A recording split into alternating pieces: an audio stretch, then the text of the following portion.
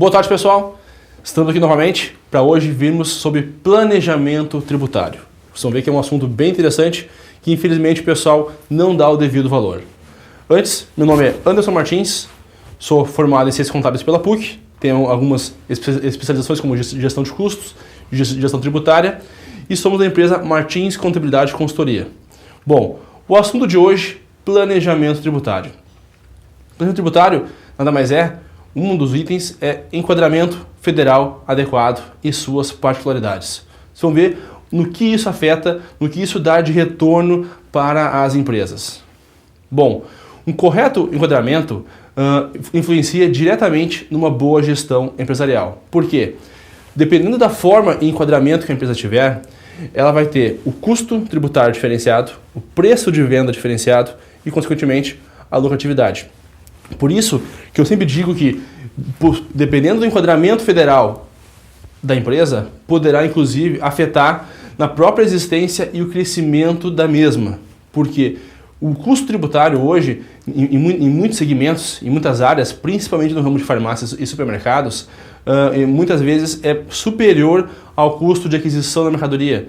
Então, se não tiver um custo tributário reduzido, aprimorado, planejado, muitas vezes algum segmento ou alguns produtos e algumas mercadorias poderão deixar de valer a pena trabalhar por causa disso. Então, o planejamento tributário envolve não só o enquadramento federal correto, mas o custo tributário, margem de valor agregado, preço de venda e assim sucessivamente.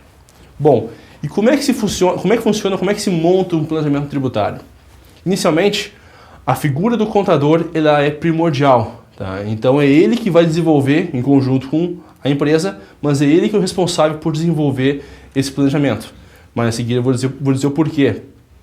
A avaliação tem que ser permanente. Não pode ser uma vez por ano, como infelizmente alguns planejamentos que eu vejo, o pessoal desenvolve só uma vez por ano. Não, tem que ser permanente, mensal. Porque hoje eu vendo 100, amanhã eu vendo 200. Ou hoje eu vendo 100 e o tipo de venda que eu tenho hoje é diferente do que eu vou ter amanhã.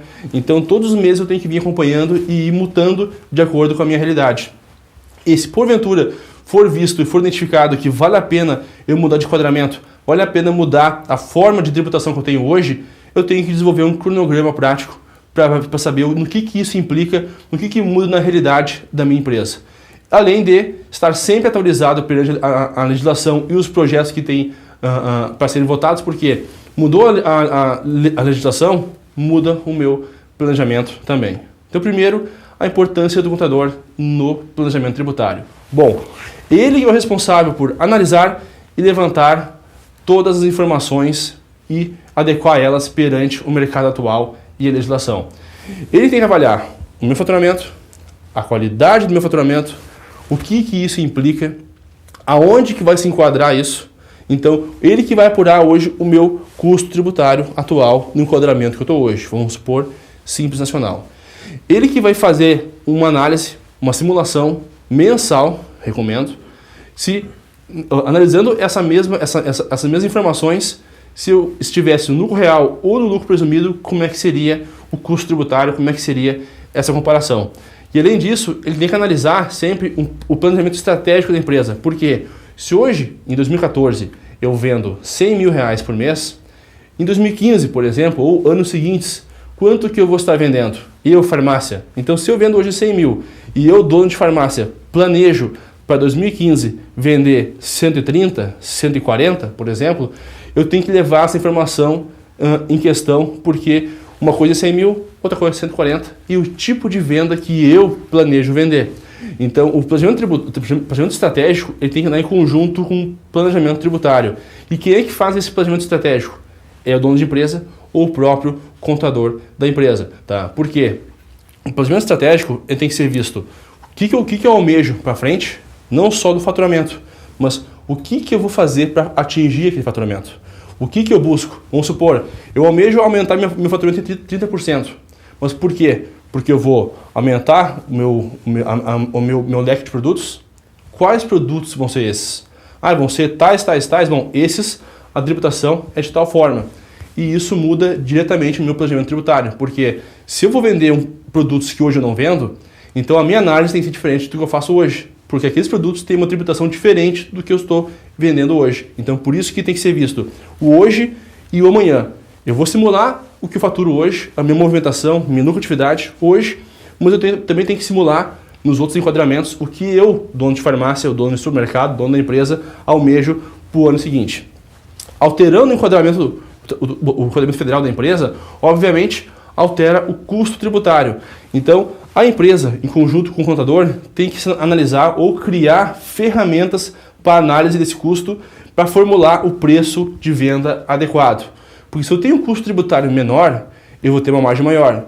E poderei, caso seja esse o meu objetivo, repassar esse benefício para o meu cliente para aumentar o meu faturamento. Mas eu tenho que saber isso para saber como é que eu vou resolver. Avaliação e controle permanente sobre a evolução da empresa.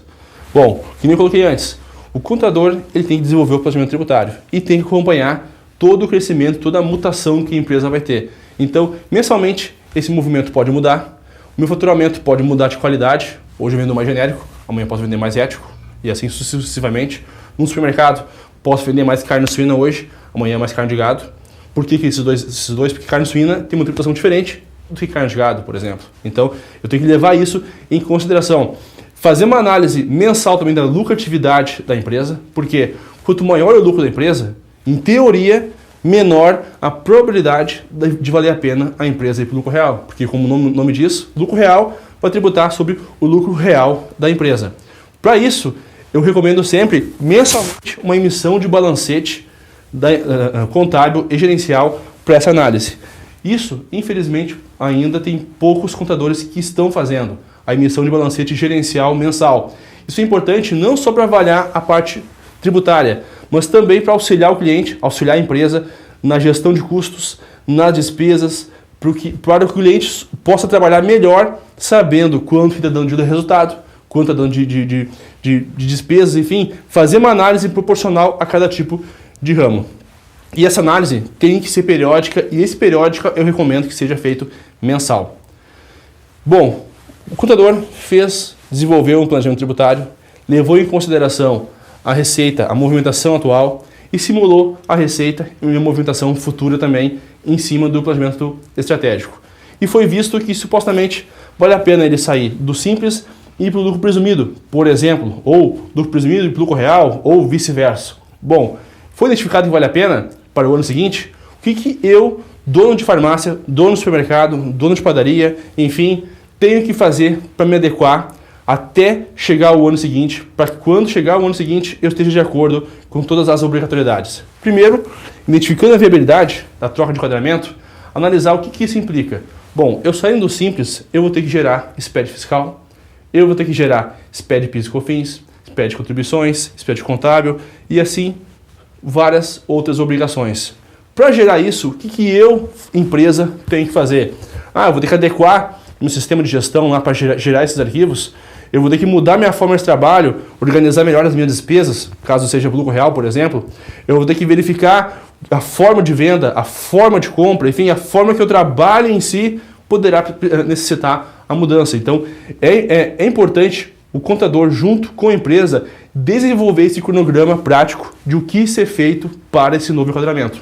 Colocar nesse cronograma tudo que implica, todas as obrigatoriedades que terão a partir de agora, mudando, digamos, o ano que vem, para esse novo enquadramento, para que quando chegar em dezembro, em mudança em janeiro, esteja tudo redondinho já, tudo de acordo, para não dar aquela correria em janeiro, ver tudo isso. Não, eu sempre recomendo de no máximo 3 meses antes do final do ano já está sacramentado, ó, em cima dos números analisados, em cima do planejamento estratégico para o ano seguinte, a empresa no ano que vem vai ser feito de tal forma, vai ter tal enquadramento, para ter tempo da empresa e o contador se adequarem à realidade daquele enquadramento, porque é muito comum a empresa sair do simples e ir para o lucro presumido, por qualquer motivo que seja, e não levar em consideração que vai ter que gerar SPED fiscal, vai ter que gerar SPED contribuições, vai ter diversas outras obrigatoriedades que hoje não tem.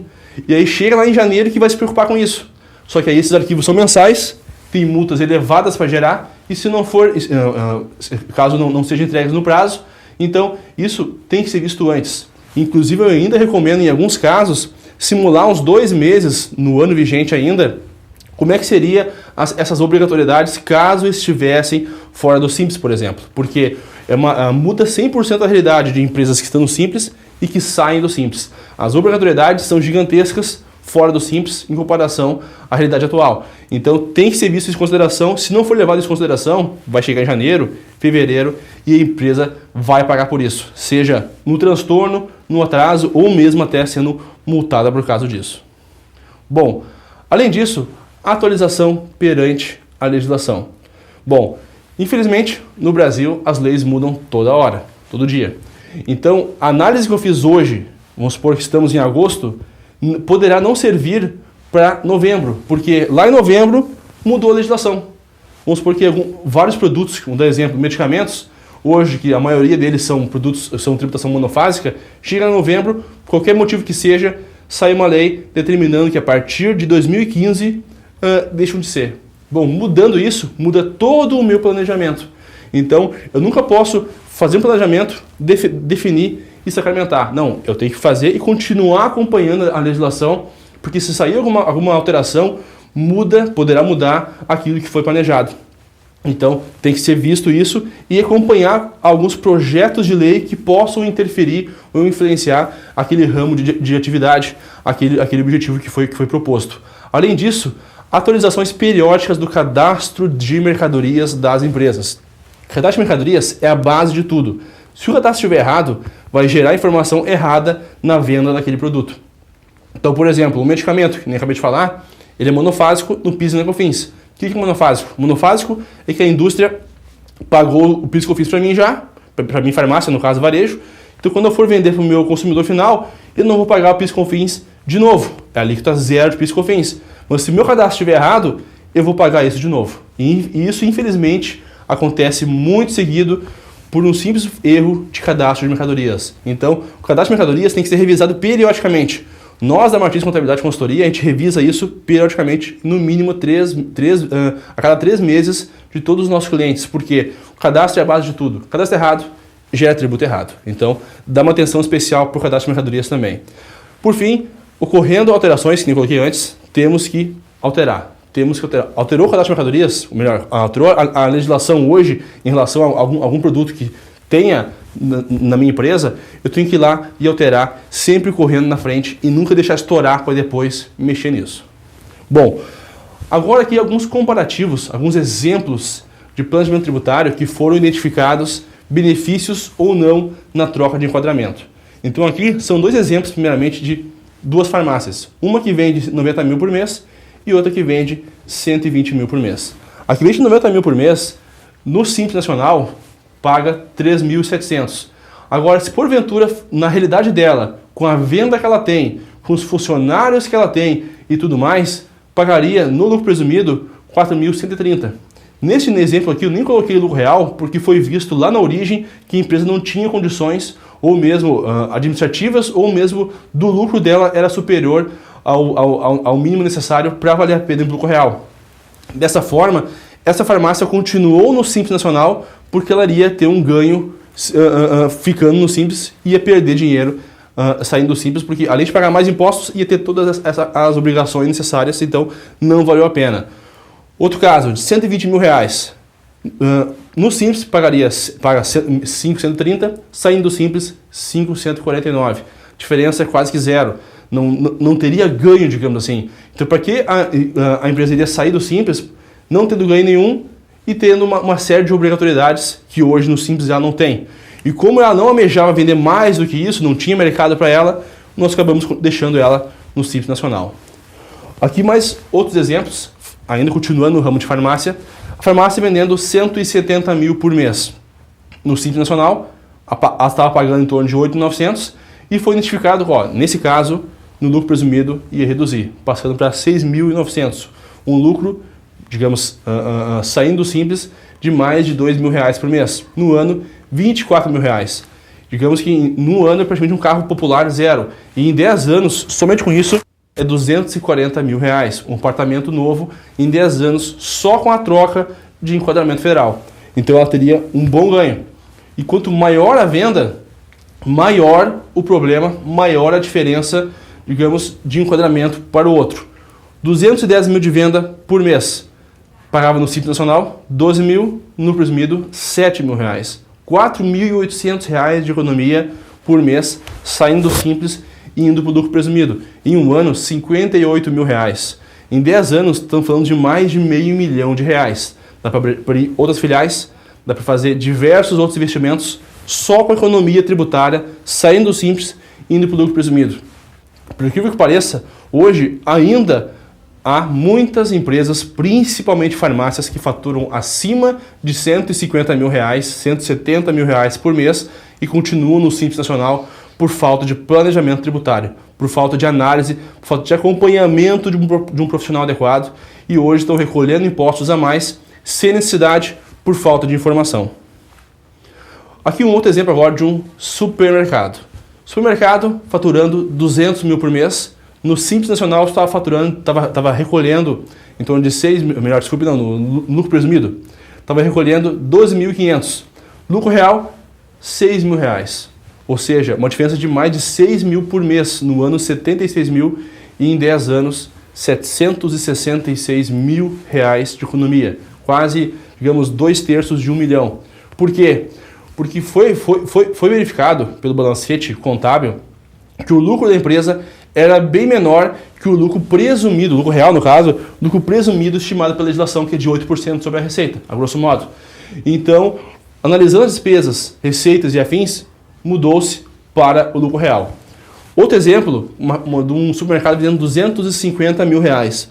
Lucro presumido, 14 mil reais de recolhimento, lucro real, 6.819, ou seja, uma economia de 7 mil reais por mês e por ano quase que 90 mil reais. Em 10 anos, quase 900 mil reais de economia só trocando de enquadramento.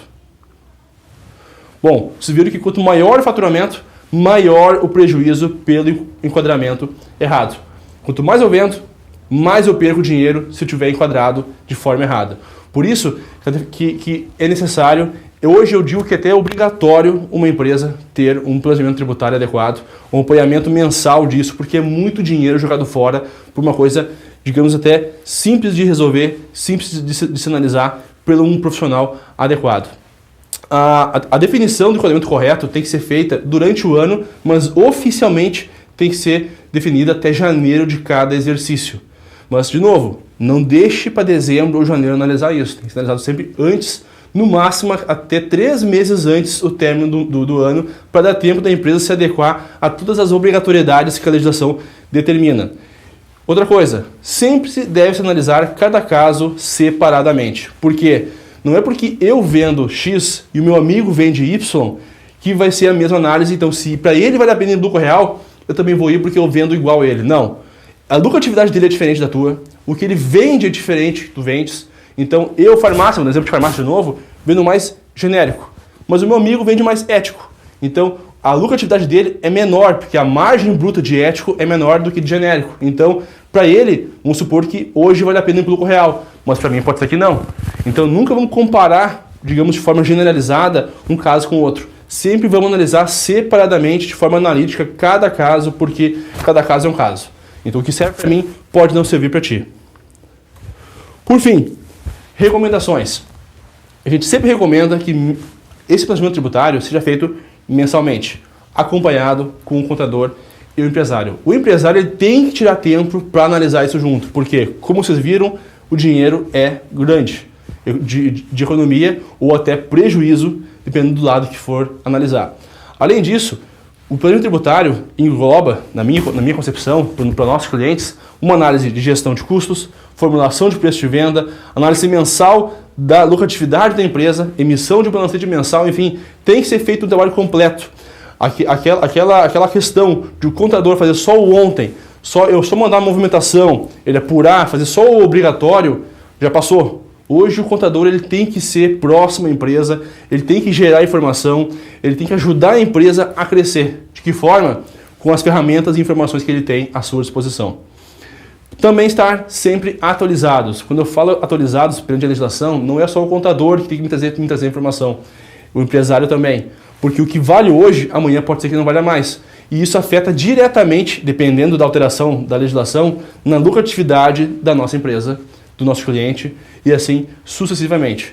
Porque quanto melhor tiver o meu cliente, melhor vai estar a minha empresa de contabilidade. Então tem que ser mútuo essa preocupação e essa troca de informações. Outra situação, SPED. SPED é um outro assunto que vai ser visto em outros cursos, não só nossos, mas de outras empresas. É um assunto muito delicado, merece muita atenção, porque SPED é, hoje, obrigatoriedade de empresas que não são do Simples Nacional.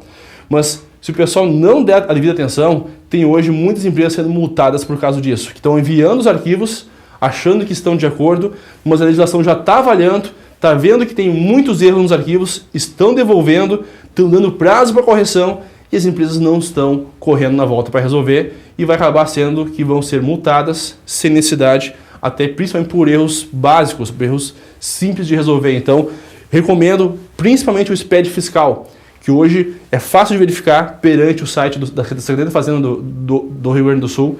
Entre, verifique, porque tem muita coisa lá errada, fácil de resolver. Bom, como de costume, a nossa empresa, Martins Contabilidade e Consultoria, a gente sempre disponibiliza uma cortesia. Cortesia é essa. A gente analisa de forma sem custo nenhum se a sua empresa está recolhendo impostos de forma correta ou não, sendo do Simples ou não Simples Nacional. Porque, infelizmente, hoje, questão de mais de 80% das empresas que estão no Simples Nacional ainda continuam recolhendo impostos de forma errada, principalmente a maior, por falta de informação, cadastro errado, apurações erradas, enfim, várias situações.